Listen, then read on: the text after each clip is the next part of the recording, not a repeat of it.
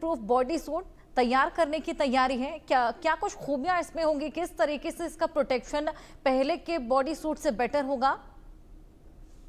हाँ हर्षा जी, देखिए ऐसा है कि जब सैनिक युद्ध में जाता है तो उसको दोनों बातें होती हैं। एक तरफ तो उसको सुरक्षा चाहिए, गोलियों की बौछार हो गई होती है, कहाँ से कोई गोली आएगी। और गोली ही नहीं, जब ये बम फटते हैं या हैंड ग्रेनेड फटते हैं तो उनके स्प्लिंटर्स भी आते हैं और ये बहुत घातक सिद्ध होते हैं एक सैनिक के लिए। लेकिन साथ ही सैनिक को सुरक्षा तो चाहिए ही, साथ में उसको अपना काम भी करना है, उसको मोबिलिटी चाहिए, फ्लेक्सिबिलिटी चाहिए। तो ये दोनों चीजें प्रोवाइड करने के पीछे एक आपस में जैसे एक कंप्रोमाइज कहीं पे आना पड़ता है। तो जो आमतौर पे अभी तक जो तरीका था कि एक बुलेट प्रूफ जैकेट के कारण कि हम, क्योंकि जो इंसान का सबसे ज्यादा नाजुक और जो सेंसिटिव पार्ट होता है वो होता है टॉर्सो, यानी कि चेस्ट और एब्डोमेन एरिया। तो ये जो बुलेट प्रूफ जैकेट है ये चेस्ट को कुछ हद तक अपर एब्डोमेन को कवर करती थी, क्योंकि ज्यादा आप नीचे जाएंगे तो फिर वो झुकने में, आगे काम करने में दिक्कत आएगी। तो ये विश्व भर में इसी तरीके को अपनाया जाता है। लेकिन जिस तरह से भारत के हम देखते आ रहे हैं, भारत में एक आमने सामने का युद्ध जो होता है लड़ाई के मैदान में, वो तो एक अलग बात है। हमें बहुत समय से जूझते आ रहे हैं आतंकवाद, और आतंकवाद में हमारे बहुत सैनिकों के यहाँ इतने युद्ध में हमारे सैनिक नहीं मारे गए जितने के आतंकवाद से मारे गए हैं। तो ये जो एक पूरा कवच है, आपने बताया अभी कि गले से लेकर के टखने तक का, तो इस पे क्या है कि ये हम एक फौजी ने ही इसको डिजाइन किया है। मेजर अनूप मिश्रा का ये इन्वेंशन है। और इन्होंने जो अवेलेबल आइटम्स थे, मटेरियल थे, उसमें से कई ऐसे हैं जो कि डीआरडीओ ने विकसित किए हैं, कुछ ऐसे हैं जो अन्य इंडस्ट्री में ऑलरेडी आ चुके हैं। उन तमाम चीजों को लेकर के इस तरह से डिजाइन किया है कि ये शरीर के विभिन्न अंगों को अलग अलग लेवल की प्रोटेक्शन प्रोवाइड करता है। कुछ बॉडी के कुछ हिस्सों को सॉफ्ट प्रोटेक्शन, कुछ को हार्ड प्रोटेक्शन। हार्ड प्रोटेक्शन क्या होती है कि वो एक हार्ड मटेरियल भी होता है, जैसे एक बिल्कुल शील्ड की तरह से, एक ताकत की तरह से, और आमतौर पर सेरामिक का या किसी मेटल का या फिर कंपोजिट मटेरियल का बनता है। जो डीआरडीओ ने अपनी विकसित की है उसमें कंपोजिट मटेरियल का बना हुआ है बुलेट प्रूफ जैकेट का। लेकिन अब इन्होंने क्या किया है कि मेजर अनूप मिश्रा ने, इन्होंने लगभग पूरी बॉडी को कवर करने के लिए बनाया है। पूरी बॉडी पे एक लेवल का नहीं होगा, लेकिन हाँ जो चेस्ट है, जो जो नाजुक हिस्से होते हैं उनको हाईएस्ट लेवल का प्रोटेक्शन मिलेगा, इवन जो राइफल्स होती हैं उनकी बुलेट से भी। बाकी की बॉडी को एक रिलेटिवली कम लेवल का, जिसे कहते हैं सॉफ्ट प्रोटेक्शन, जो हैंड ग्रेनेड, हैंड गन होती हैं या फिर स्प्लिंटर्स होते हैं, उनसे सुरक्षा प्रदान करेगा। तो मैं समझता हूँ ये कि बहुत अच्छी एक काबिल तारीफ बात है। हाँ, एक साथ ही मैं ये भी कहूंगा कि इसका इंडक्शन को और तेज किया जाना चाहिए।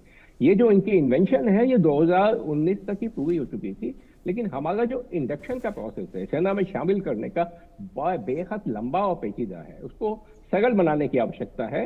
आज 6 साल हो गए इसको, लेकिन अभी तक ये इंडक्शन इसका पूरा नहीं हुआ है। हर्षा, बिल्कुल, ये तमाम क्वालिटीज होने वाली हैं और जिस तरीके से आपने बताया, कुछ जगहों से ये सॉफ्ट रहेगा और कुछ जगह से हार्ड। जेके बंसल जी, मैं आपके पास आऊंगी। फिलहाल जो बॉडी सूट है उससे कितना बेहतर ये होगा, और फिलहाल के बॉडी सूट से अगर कंपैरिजन करें तो क्या कुछ एडवांसमेंट इसमें लगाए जाएंगे? और सिंस ये हेड टू टो पूरी तरीके से कवर्ड है, तो क्या इसमें सांस लेने में तकलीफ या फिर एक घुटन सी जो होती है इतने ज्यादा कपड़े पहनने पर, क्या वैसा भी कुछ होगा?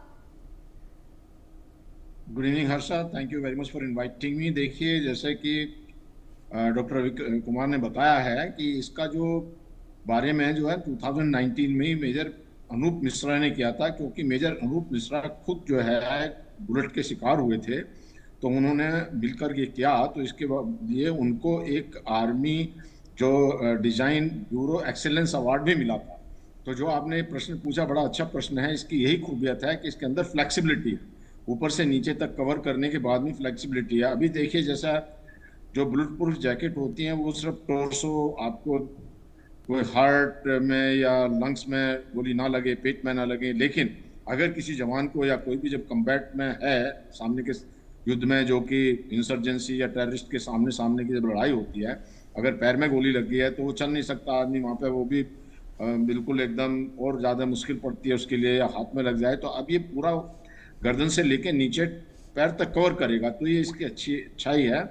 और इसमें पॉलीइथाइलिन मटेरियल जो लगा है बहुत ही फ्लेक्सिबल मटेरियल है, और पूरा का पूरा वो स्वदेश में बना हुआ है। और इसमें जो भाभा एटॉमिक रिसर्च सेंटर है बार्क, उन्होंने भी इसमें मदद की है बनाने के लिए। तो ये सारा कुछ इंडियन टेक्निक से बना हुआ है। और अब अच्छी बात है कि जो टाटा इसको आगे बढ़ाने की कोशिश कर रहा है, क्योंकि इनको लेना या इनका जो टेक ऑन करना है, आगे बढ़ाना है, जो जितने भी प्राइवेट कंपनी होती हैं उनको तो एक थोड़ा अपना मुनाफा भी चाहिए या वो सरवाइव करने के लिए। तो इस तरह से इसके जो टेकर्स हैं, बड़ी अच्छी बात है, जिससे कि एक जवानों का मनोबल बढ़ा है। उनको ये सुरक्षा महसूस होगी कि हम अब अगर क्लोज कम्बैट के अंदर में हैं, जैसे टेररिस्ट के साथ में होता है, किसी भी तरह की गोली आने वाली है तो हम इसको, हमारे ऊपर इसका असर नहीं होगा। तो इससे एक मनोबल बढ़ेगा जो भी कम्बैट के दौरान में जवान है। तो एक बहुत अच्छी पहल है। और मैं तो यहाँ तक भी कहूँगा कि जैसे इसका मैंने डिज़ाइन देखा है, एक फोटो भी देखा है, इसमें बहुत सारे जो ब्रीदेबल मटेरियल है जिसके अंदर से हवा पास हो सकती है। तो अगर इसके साथ में कोई एक CBRN का भी एक ऊपर कवच लगा दिया जाए ना, जो गर्दन से ऊपर में कुछ डेवलप हो जाए, तो ये एक CBRN सूट भी बन जाएगा। क्योंकि जब ये बुलेट प्रूफ है तो इसमें काफ़ी हद तक रेडिएशन को भी ये रोकेगा। तो रोकने के अलावा जब ऐसी स्थिति कभी होती है तो उसमें इसका बहुत योगदान रहेगा। और इस प्रकार से ये बहुत ही अच्छा है, जिससे कि हमारे जो सेना के जवान हैं उनको बहुत सुरक्षा मिलेगी, मनोबल बढ़ेगा। और लड़ाई के मैदान में ये अभी दुश्मन के सामने लड़ने में या किसी भी टेररिस्ट को लड़के पास सामने जाने में किसी तरह की झिझक या कोई खतरे वाली बात नहीं है। जी हर्षा। बिल्कुल। रवि कुमार जी, इसमें वन पुल क्विक रिलीज एक क्वालिटी है, थोड़ा सा इस पर लाइट स्प्रेड कीजिए। हाँ देखिए, आपने अभी इसका जब आपका जो इस कवच की संरचना आप देखिए, आमतौर पर जैसे मैंने भी बताया कि बुलेट प्रूफ जैकेट टॉर्सो को कवर करती है, यानी कि चेस्ट को और अपर एब्डोमेन को, नीचे का नहीं कवर करते थे, क्योंकि सैनिक को अपना काम करने के लिए, युद्ध में जाने के लिए उसको झुकने की भी जरूरत पड़ेगी। अगर आप एक हार्ड मटेरियल आके लगा देंगे पेट के ऊपर तो वो झुक नहीं पाएगा। ये क्या किया है इन्होंने इसमें, मेजर अनूप जी ने, बड़ा अच्छा इन्वेंशन है इनका, कि इन्होंने एक प्लेट, एक पूरा कवच जो है, एक अलग से जो उसका हिस्सा है, पूरे कवच का हिस्सा है, आमतौर पर वो मोड़ा रहेगा ऊपर की तरफ को, लेकिन जब खतरा महसूस होगा सैनिक को, वो एक धागा खींच करके, और ये उसके जो नीचे का पोर्शन है, पेट और उससे नीचे का जो पोर्शन है जांघों तक का, ये उसको कवर कर लेगा। तो उससे सुरक्षा एकदम का लेवल एकदम बढ़ जाएगा। तो ये एक वन पुश रिलीज सिस्टम है, जिससे कि ये जो अपना काम भी पूरा कर सकता है, जहां फ्लेक्सिबिलिटी चाहिए, जहां भागदौड़ चाहिए, वो उसको ऊपर उठा के जैसे ही आवश्यकता पड़ेगी एक रिलीज से वो एकदम नीचे आ जाएगा और सुरक्षा प्रदान करेगा। तो खासियत ये है। बिल्कुल। तो जैसे कि आपने बताया कि वन पुल क्विक रिलीज क्वालिटी क्या कुछ है, और जेके बंसल जी मैं आपके पास आऊंगी। अब जिस तरीके से ये नया बॉडी सूट तैयार हो रहा है, कब तक इसका इस्तेमाल स्टार्ट हो जाएगा? देखिए, इसका कहना बड़ा मुश्किल है। मुश्किल इसलिए है कि ऐसा जब एक चीज डेवलप हो चुकी है, प्रोटोटाइप उसका बन चुका है, तो समय तो ज्यादा नहीं लगेगा। अब ये इंटरेस्ट की बात है, जैसे कि डॉक्टर रवि कुमार ने भी बताया है कि अब ये थी 2019 में इसको डेवलप कर लिया गया था। 2020 में काफ़ी कुछ इसके बहुत प्रेस रिलीज वगैरह जो बहुत एक काफ़ी हुआ, लेकिन अभी तक ये नहीं बन के आया। तो बनने को तो हमारे यहाँ फटाफट हम मिसाइल जल्दी बना लेते हैं, हम सारे एयरक्राफ्ट कैरियर बनाने हैं, तो इसमें ऐसी कौन सी ज़्यादा टाइम लगने की बात तो है नहीं। लेकिन ये सिर्फ एक रिक्वायरमेंट की और इच्छा शक्ति की बात है। अगर किसी को इसका अहमियत को पता लगेगा कि भाई हाँ ये जल्दी चाहिए, तो मुझे लगता है अब ये जल्दी बन जाएगा। क्योंकि अभी देखिए, आपका जो चैनल है, जितने भी नए डिफेंस रिलेटेड प्रोडक्ट हैं, वो चाहे आर्म्स एम्यूनिशन ले लीजिए या इस तरह के जो पर्सनल हैं, उनको काफ़ी हाईलाइट करते हैं। जब ये हाईलाइट कोई भी मैटर प्रेस में आता है, उसकी ज़रूरत महसूस होती है, उसका हाईलाइट होता है, तो उसमें काफ़ी एक गति मिलती है। तो गति मिलने से, जैसे अगर मान लिया एक ये वर्ड जाएगा कि हाँ 2019 से अभी तक क्या नहीं हुआ, तो जो बनाने वाले लोग हैं उनके कानों में भी ये बात जाएगी। तो मुझे लगता है कि उसका असर होगा, और असर होने पे जो आपने एक अच्छा मुहिम चलाई हुई है, तो इससे जो है एक प्रोडक्शन में, वैसे भी आज की तारीख में हम आत्मनिर्भर भारत की जो बात करते हैं और जो मेक इन इंडिया प्रोग्राम चल रहा है, तो उसमें कोई ऐसी दिक्कत नहीं होनी चाहिए। और सबसे बड़ी बात है कि 100% ये इंडियन है। हमें किसी बाहर से कोई मटेरियल आना है, चाइना से आना है या किसी और कंट्री से आना है, तो उसका हमें इंतजार नहीं करना। जब सब कुछ चीज अपने कंट्री में होनी तो समय ज्यादा नहीं लगना चाहिए। मैं तो समझता हूँ कि 2-4 महीने के अंदर में ही बिल्कुल एकदम तैयार होकर और लार्ज स्केल पे जो भी हमारे कम्बैट सोल्जर चाहते हैं सबके लिए अवेलेबल हो जाना चाहिए। तो इसमें तो कोई देर, और जब इसका जो वैसे भी कॉस्ट 50% है जो बाकी कंट्रीज में है, तो इंडिया में कॉस्ट भी ज्यादा नहीं है, मटेरियल भी हमारे यहाँ बन रहा है, सब कुछ हमारा डिजाइन हमारे यहाँ हुआ है, तो देर लगने को मतलब ही नहीं बनता, जल्दी हो जाना चाहिए। जी हर्षा जी। बिल्कुल। रवि कुमार जी, अगर हम मटेरियल की बात करें तो ये किस मटेरियल का बना है? जैसे कि आपने बताया कि ब्रीदेबल मटेरियल है तो और इतना प्रोटेक्टिव भी है, तो ऐसा कौन सा मटेरियल इसमें इस्तेमाल है? हाँ देखिए हर्षा जी, इसमें एक किस्म के नहीं कई किस्म के मटेरियल लगाए जाते हैं, जिसे हम कहते हैं कि फाइनल कहेंगे तो कंपोजिट। क्योंकि कोई एक फैब्रिक के सारे काम नहीं कर पाएगी। मैं अगर जैसे अभी जनरल बंसल साहब ने बताया, इसका पॉलीथीन है, एक विशेष प्रकार की पॉलीथीन। हम पॉलीथीन के मग देखते हैं, बाल्टियां देखते हैं, केमिकली वही चीज है, लेकिन उसका जो मॉलिक्यूलर वेट होता है बहुत अधिक होता है। यानी जो आप आमतौर पे हम हाई डेंसिटी पॉलीथीन इस्तेमाल करते हैं, उससे लगभग 10 से 30 गुना अधिक इसका मॉलिक्यूलर वेट है। उसके कारण उसमें विशेष प्रकार की प्रॉपर्टीज आ जाती हैं। ये तो हुआ मुख्य मटेरियल, ये होता है। इसके अतिरिक्त इसमें बोरॉन नाइट्रेट या बोरॉन कार्बाइड के फाइबर लगाए जाते हैं, तो जिससे कि ये बैलिस्टिक प्रोटेक्शन देता है। जो बुलेट आ गई है, जो स्प्लिंटर्स आ गए हैं, उनको रोकने में बहुत अधिक सक्षम होता है। ये फैब्रिक इस प्रकार की होती है कि जो एनर्जी को ऑब्जॉर्ब कर लेती है। तो क्योंकि वो एनर्जी को ऑब्जॉर्ब कर लेती है, बुलेट स्लो डाउन हो जाती है और मल्टीपल लेयर्स आखिरी लेयर तक पहुंचते पहुंचते रुक जाती है। लेकिन सवाल ये कि हमें इसमें ब्रीदेबिलिटी भी चाहिए, इसके अलावा हमें हल्कापन भी चाहिए, फिर इसको साथ में हमें कैमोफ्लेज चाहिए, उसमें जो तरह तरह की कोटिंग। तो उसके लिए हम जो बाहर की कवरिंग है वो पॉलिस्टर, और पॉलिस्टर के ऊपर फिर तरह तरह की कोटिंग लगाई जाती है। तो अब मैं कहूँ कि पूरे का पूरा अगर आप आगे से लेकर के और बॉडी के पार्ट तक जो कॉन्टेक्ट में आएगा वहां तक देखेंगे, तो इसमें कई प्रकार की फैब्रिक का इस्तेमाल किया जाता है, जो अलग अलग वीव होती हैं। अपने आप में एक बहुत मेरे अहम को नहीं टेक्नोलॉजी समझ है आ ये। रहा ये। अच्छा जी। जी, जिस तरीके से आपने बताया कि ये तमाम मटेरियल्स इस्तेमाल हैं और किस तरीके से ये बॉडी सूट फुली प्रोटेक्ट करेगा तमाम सैनिकों को, और जल्द ही इसका इस्तेमाल जेके बंसल जी आपके पास में आऊंगी तमाम मुद्दों को लेकर, किस तरीके से इसका मटेरियल रहने वाला है, कैसे ये इस्तेमाल होगा। हालांकि अभी तक इसका यूजेज स्टार्ट नहीं हुआ, तो किस तरीके से इसकी टेस्टिंग पहले की जाएगी, क्योंकि आप एकदम से इसको पहनाकर बॉडी सूट को इस्तेमाल नहीं कर सकते, उससे पहले टेस्टिंग भी बेहद ज़्यादा ज़रूरी। बहुत अच्छा प्रश्न आपने पूछा हर्षा जी। देखिए, इसका जो है प्रोटोटाइप जब बना दिया गया है तो कुछ सूट्स जो जल्दी तैयार हो जाने चाहिए और उनको जवानों को दिया जाए, क्योंकि इंडिया के अंदर में जो बाकी एनबीसी सूट होते हैं उनको पहनने में बड़ी दिक्कत आती है, क्योंकि सभी जो डिजाइन हैं जो बाहर से आते हैं वो कंट्री जो हैं वो कोल्ड कंट्रीज हैं, उनके अंदर इतनी गर्मी नहीं होती, जबकि हमारे भारत में काफी टेम्परेचर होता है। जैसे कि अगर राजस्थान में ले लिया जाए या ऐसे एरिया में, तो वहाँ बड़ी दिक्कत होती है। तो इसको अभी बनाने के बाद में जो असली प्रॉब्लम तब आएंगे जब इसको रियल टाइम जो है यूज करने पर, जब कम्बैट के अंदर सोल्जर जाएगा और तब इसको देखेगा, तब जाकर इसका पता लगेगा। तो इसमें जो कुछ प्रोटोटाइप बना के जल्दी से जल्दी आर्मी जो जवानों को सप्लाई कर दिए जाएं, और उसके बाद में जो भी इसके अंदर में दिक्कतें आती हैं, जो कमियां हैं, उनको दूर करके उसके ऊपर कांस्टेंट इम्प्रूवमेंट करने की जरूरत है। जितना मैक्सिमम ज़्यादा से ज़्यादा इसको इम्प्रूव कर लिया जाए, जैसे फ्लेक्सिबिलिटी की बात है,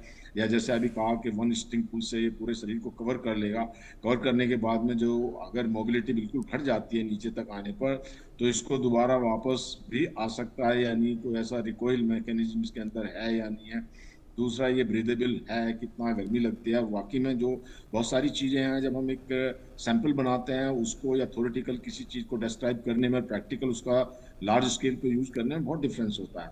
तो ये जो अभी जो एक जितना भी एक सैंपल साइज बनाने के बाद में दे देना चाहिए, और इसके ऊपर में अभी जैसे हमारे जवान प्रैक्टिस करते हैं या जो ड्रिल्स होती हैं उसके दौरान इसको इस्तेमाल करके इसका देखा जाए। और फिर जो रियल टाइम, जैसा अभी आप देख रहे हैं कि टेररिस्ट के साथ में एनकाउंटर होता है अभी जम्मू एंड कश्मीर में, तो उस ऐसी स्थिति में उनको दिया जाए और वो तब जाके इस पर रिपोर्ट देंगे कि हाँ जी ये कितना इफेक्टिव है, कितना इससे प्रोटेक्शन हो सकता है और एफिशिएंसी कितनी कम होती है।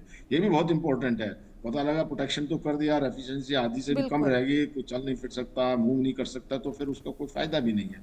तो इन बातों को देखते हुए इसके ऊपर में अभी काम होना और इसको प्रैक्टिकल यूज में लाना बहुत जो है अहम है। बिल्कुल। मुझे एक प्रोटोटाइप बनाने से ही इसका पूरा जो उसके बारे में वर्णन करना है, जितना अच्छा चित्र में दिखाया भी है, एक फोटो भी दिया गया है, इसमें बहुत सारी दिए गए हैं, उस फोटो के अंदर में हेडिंग्स होके यहाँ ये इस चीज को ये प्रोटेक्ट करेगा, स्टिंग्स यहाँ से खींच दो, तो बिल्कुल उससे बिल्कुल, अभी जो जल्दबाजी होगी इसको डायरेक्टली यूजेज में लाना, फिलहाल टेस्टिंग बेहद ज़्यादा ज़रूरी। रवि कुमार जी, अगर हम लेमन टर्म में समझने की कोशिश करें तो ये कितना सक्षम है, कितने हमले रोक सकता है और किस किस तरह के हमले रोक सकता है? हाँ देखिए, जो इसका सॉफ्ट आर्मर है, सॉफ्ट आर्मर जो है ये जैसे जो अपने जो तकरीबन पूरे ऊपर से नीचे तक प्रोवाइड किया जाता है, उसको जो छोटी बुलेट होती हैं उनको रोक सकता है, जो ग्रेनेड के स्प्लिंटर्स होते हैं उनको रोक लेता है, और काफी नजदीक से फायर की गई जो आमने सामने की लड़ाई में है उन बुलेट को रोक लेता है काफी हद तक।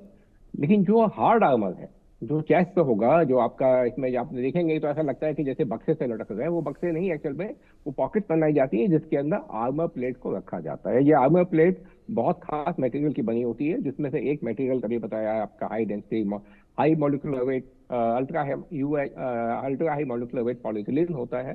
इसके अतिरिक्त इसमें बोरोनाइट्रेट के फाइबर्स होते हैं, इसके अंदर स्टील प्लेट्स होती हैं, सेरामिक प्लेट्स होती हैं, तो उन सब का बना हुआ एक प्लेट होती है, तख्ते की तरह से होती है, जिसको अंदर रख दिया जाता है। उसके जिन जिन स्थानों पर यह हार्ड आर्मर होगा, वहां पे ये एक राइफल की बुलेट को भी रोकने में सक्षम होता है। तो अब इसका जो है बहुत अच्छी बात बताई जनरल साहब ने कि ये इसमें हमें पूरी तरह टेस्ट करने की आवश्यकता है, जब मैं इसको इंडक्शन से पहले। लेकिन यह है कि मैं ये भी कहूंगा कि साथ ही ये जो टेस्टिंग का जो प्रोसेस है, इंडक्शन का जो प्रोसेस है, उसको बहुत स्पीड अप किया जा सकता है। हम अभी भी इस टेस्टिंग और इंडक्शन के जो हमारे तरीके हैं वो बड़े पुराने चलते आ गए हैं। हम कभी हमें सर्दी में टेस्ट करना है, उसकी रिपोर्ट आएगी तो अब कहेंगे अब वो दोबारा गर्मी सर्दियां आने में तो 1 साल लगेगा। तो ऐसे गर्मी का हालत होती है, गर्मी में टेस्ट किया, महीने 2 महीने टेस्ट करे, उसके बाद जब तक रिपोर्ट आती है पता लगा कि ये कमियां दूर करनी है, अब अगले साल की गर्मी का इंतजार करना पड़ेगा। तो ये चीजें जो हमें हमें इसको फास्ट इंडक्शन प्रोसेस लाने के लिए हमें तरीकों को अपने बदलना पड़ेगा, ये मेरा मानना है। और बिल्कुल ये जी। बात हमने खाली एक इस जैकेट के बुलेट प्रूफ जैकेट, इससे पहले यही समस्या गई थी, इसके बाद ये कवच है उसमें भी ये समस्या देख रहे हैं कि 5-5-6 साल हो गए, टेस्टिंग चलती आ रही है, अभी इसका इंडक्शन नहीं हो पा रहा है। इसी प्रकार जैसे आप बात कर रहे हैं, आपका जो वेप्स है, व्हील्ड आर्म प्लेटफॉर्म है, जो आपका एक तरह से जिसमें कि सैनिक बैठ करके जाते हैं, बख्तरबंद गाड़ी है, बहुत एडवांस किस्म की गाड़ी है, उसको बने हुए लगभग 10 साल हो गए हैं, लेकिन आज तक भी अभी इसका इंडक्शन पूरी तरह नहीं हो पाया है, बहुत छोटा सा ऑर्डर मिला है अभी। तो ये बहुत अहम बात है। देखिए इंडस्ट्री, कोई भी इंडस्ट्री जो है वो बहुत समय तक इंतजार नहीं कर सकती है ऑर्डर्स का।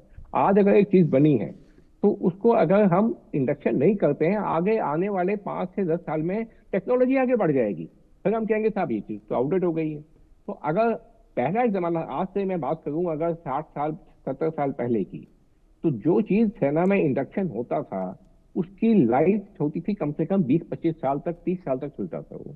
तो ठीक है, आपने अगर 8 साल 10 साल लगा दिए टेस्टिंग में तो बहुत अच्छी बात है, आगे 20-25 साल 30 साल काम आना है उसको। लेकिन आज के जमाने में 10 साल में तो टेक्नोलॉजी पूरी तरह बदल जाती है। तो इसलिए अगर हम इंडक्शन में 10 साल लगा देंगे तो जब तक वो इंडक्शन होगा वो चीज आउटडेट हो चुकी होगी। इस कारण से हमें इंडक्शन का प्रोसेस फास्ट करना बेहद आवश्यक है। बिल्कुल बिल्कुल, अब ये कवच बनकर तैयार है, हालांकि अब देखना होगा कब तक ये इस्तेमाल आता है, लेकिन वाकई ये तमाम खूबियों से लैस। बहुत शुक्रिया सर आप दोनों का हमारे